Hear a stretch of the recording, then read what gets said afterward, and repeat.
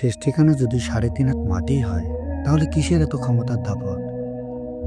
কি বুঝতে পারলেন না? আসুন বিষয়টা একটু পরিষ্কার করে বলছি। আর এর জন্য দু চোখ বন্ধ করে একটু কল্পনা থেকে ঘুরে আসি।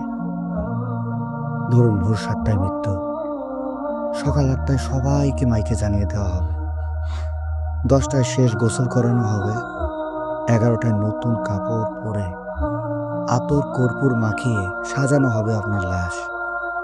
জোহরের নামাজের পর আপনার সেই আলিশান বাসা হতে শেষবারের মতো আপনাকে বের করে আনা হবে। এরপর জানাজার নামাজ এবং নামাজ শেষে কবরে মাটি দেওয়ার প্রস্তুতি। একসময় তাও শেষ হয়ে যাবে। তারপর একবার ভেবে দেখেছেন কি, কি হতে যাচ্ছে? সর্বশেষ মোনাজাত।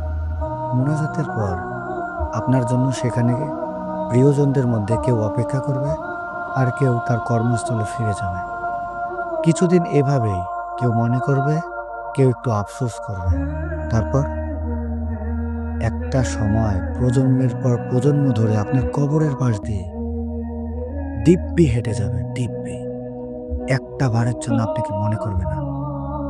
করবেই বা কেন? তাদের তো আর কাজ নাই। তাহলে কিসের এত ক্ষমতার দাপট?